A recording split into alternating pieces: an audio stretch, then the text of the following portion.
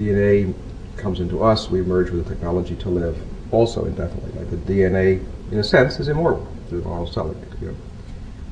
So we get our immortality with the merger, which then buys us time to leave the solar system and go off into the universe, maybe mate with other beings, and then permeate the universe with consciousness in some way that might be a pause in the entropic forces to figure out what we really want to do when we grow up, so to speak. So I would see, in a sense, immortality as being part of the long-range agenda, no pun intended, but because in a sense that's what matter and energy did to DNA. So DNA is doing with us with the mind and intelligence of machines and so forth. So it seems to me to be not an unreasonable position if you take the long stretch of matter and energy and time. So everybody would agree with living long time. What it is with getting people to donate their time and donate their money.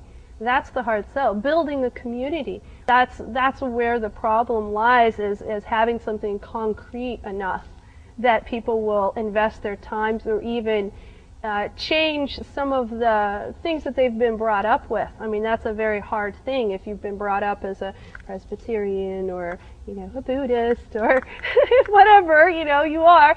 It's very hard to change some of those beliefs.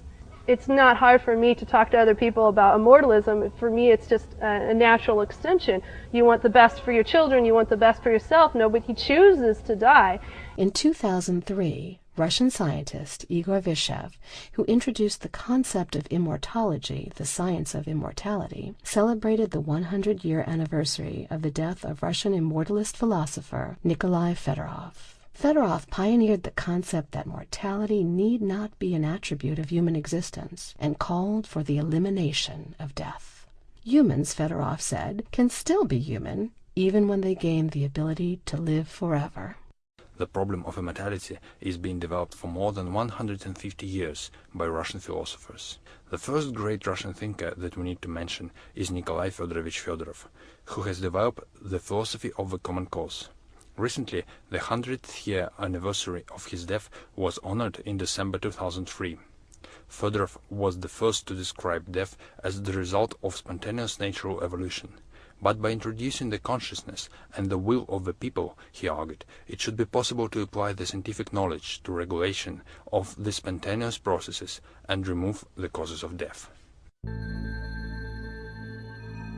Immortality Institute brings together people who, for whatever reason, don't buy into the whole notion that there's nothing that can be done about aging.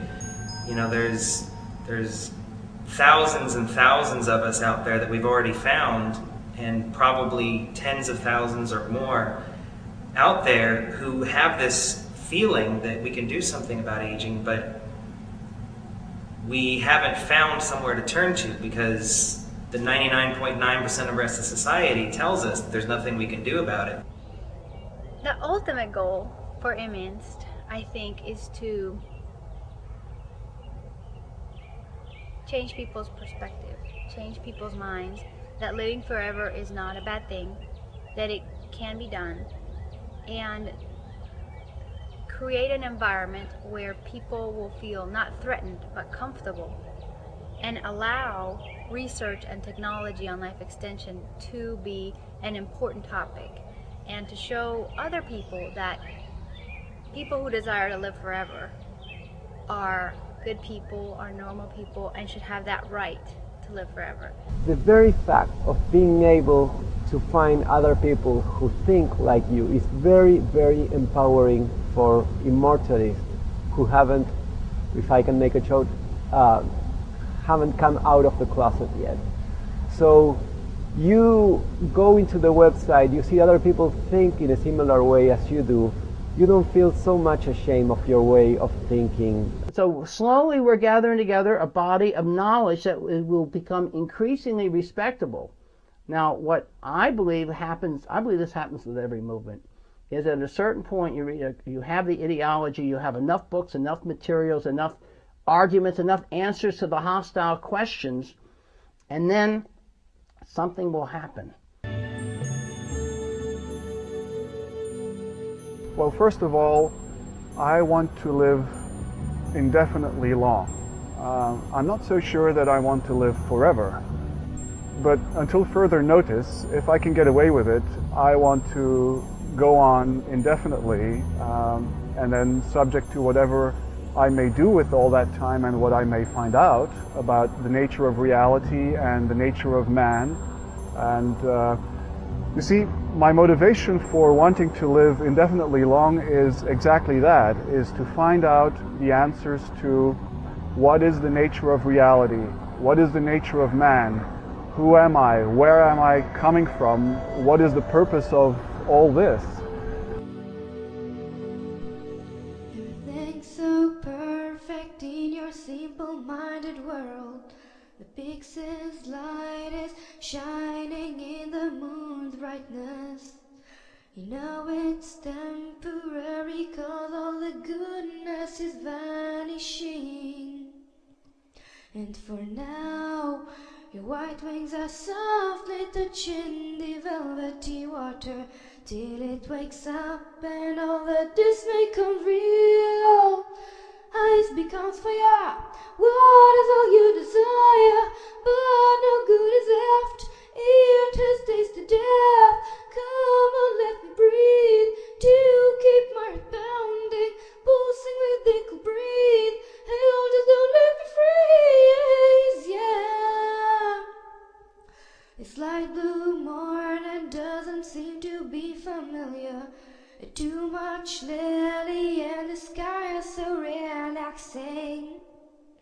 I live forever, but I feel something too good is happening. All these sounds cannot hold on for too long. My own sanity, one step closer to infernal eternity. Ice becomes fire, what is all you desire? But no good is left, it has tasted death. Come on, let me breathe, to keep my heart pounding, pulsing with equal breathe. Hell, just don't let me freeze, yeah. Too damn good to be real. All is like I can feel. At the best it will all go away.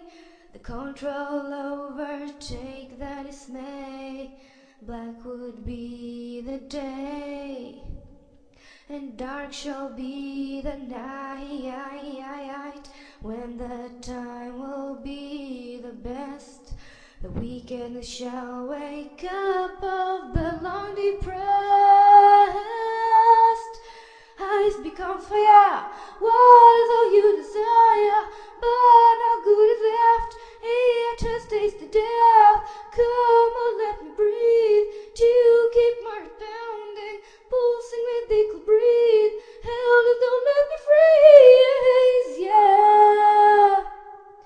Can't imagine it all disappears, vanishing like nothing. Isn't even worth my tears. If it was, I wouldn't cry.